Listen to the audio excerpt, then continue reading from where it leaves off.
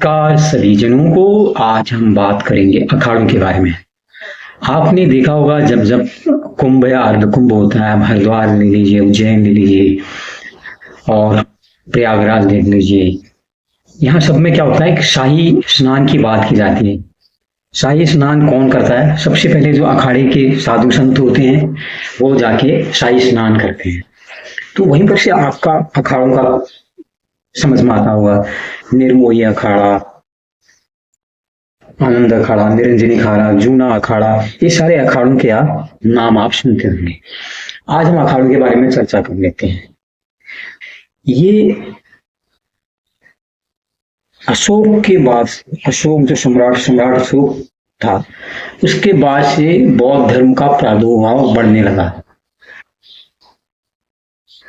और कई जो राजे रजवाड़े थे वहां पर लूट मार और ये हिंसा की घटनाएं बहुत घटती थी। कोई देवी काली माँ के नाम पर, किस देवी के नाम पर वहां पर राजा लोग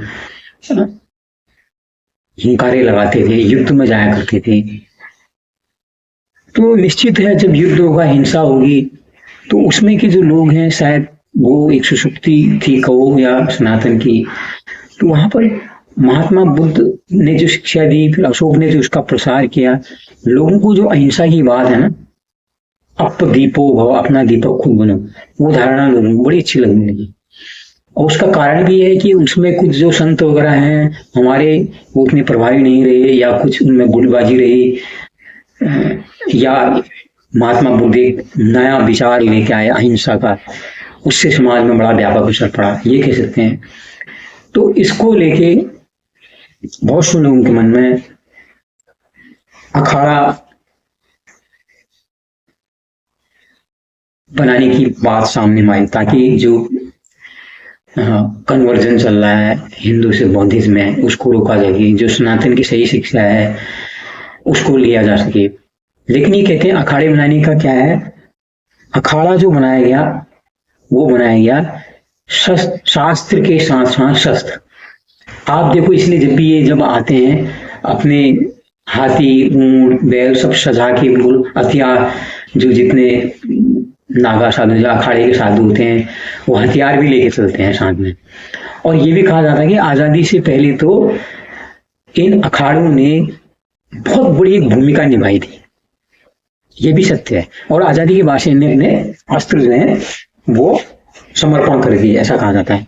तो ये अखाड़े शुरू किए। बहुत लोग ये कहते हैं कि बौद्ध मत के बढ़ते प्रभाव के कारण जो आदि शंकराचार्य हैं उन्होंने अखाड़े की गठन की, जो उन्हें कई मठ स्थापित किए। मठ तो बौद्धों के होते हैं, जो हमारे 4 धाम हैं वो स्थापित करने के बाद उन्होंने अखाड़ों की स्थापना की, ऐसा कहा जाता है। तो इसमें जो बताते हैं, सबसे पहले जो शैव अखाड़ा जो 660 में बनाया गया, आह्वान अखाड़ा 760 में बनाया गया, अटल अखाड़ा 862 में बनाया गया, महानिर्वाणी अखाड़ा 969 में, 862 में महानिर्वाणी अखाड़ा बनाया गया, 969 में आनंद अखाड़ा, 1017 में निरंजनी अखाड़ा, 1259 में जूना अखाड़ा। परंपरा के अनुसार अखाड़े कितने प्रकार के होते हैं? अखाड़े जो होते हैं शैव, वैष्णव और उदासीन पंथ है अखाड़ों में। लेकिन इन्हीं पंथों में धीरे धीरे 13 अखाड़े मान्यता प्राप्त हैं, और अभी हाल के कुछ वर्ष में एक किन्नर अखाड़े को भी मान्यता दी गई है। तो ये जो शैव, वैष्णव, उदासीन अखाड़े हैं, तो यहाँ पर क्या है, शुरू में थोड़ा इनमें आपसी संघर्ष भी होता था। इस कुंभ में संघर्ष का इतिहास जो है 1310 में पहली बार पता लगता है। महाकुंभ में महानिर्वाणी अखाड़े और रामानंद वैष्णव के बीच में संघर्ष हुआ, और 1796 में शैव सन्यासी और निर्मल संप्रदाय के जो साधु हैं वो आपस में भिड़ गए थे। इसीलिए इन अखाड़ों के वैमनस्य को टालने के लिए फिर एक अखाड़ा परिषद की स्थापना की गई, जो ही अखाड़ों को मान्यता देता है। इस अखाड़ा परिषद के से मान्यता प्राप्त अभी 13 अखाड़े हैं, और 14वें अखाड़े को शायद मान्यता मिल गई है या नहीं, इस बारे में आपको कोई टिप्पणी मैं नहीं करूंगा। एक किन्नर अखाड़ा जो है, किन्नरों का अखाड़ा, आप किन्नर को जानते होंगे, वह उसको भी मान्यता दे दी गई। तो ये अखाड़े आप देखते हैं कि जब भी कुंभ होता है या अभी भी समाज सेवा आते हैं, कहीं पर जरूरत पड़ती है, या अखाड़े जहाँ पर जो साधु होते हैं अखाड़ों के, जहाँ पर कहीं कोई आतताई लोग या जो विधर्मी हैं वो मंदिरों के साथ, या जो हिंदू जो सनातन के प्रतीक हैं उनके साथ जो छेड़छाड़ करता है, ये जो अखाड़े के साधु हैं वो आपस में आगे बढ़ के आते हैं। तो इसलिए आप बहुत बार आप समझते हो कि अखाड़े कौन है, क्या है। तो इसमें जो आपने एक जूना अखाड़ा का नाम सुना होगा, निर्मोही अखाड़ा का नाम भी आपने काफी सुना, काफी सुनने में आता है। आह्वान अखाड़ा आपने सुना होगा, निरंजनी अखाड़ा आपने सुना होगा। तो ये अखाड़ों का इतिहास है। ये अखाड़े साधुओं के अखाड़े हैं, ये बिल्कुल एकदम, उसमें कुछ नागा साधु भी हैं, लेकिन ये लोग जितने हैं ये धर्म के प्रति समर्पित होते हैं। ये ऐसा नहीं कि खाली ये शस्त्र चलाना जानते हैं, इनको शास्त्रों का भी बड़ा अच्छा ज्ञान होता है।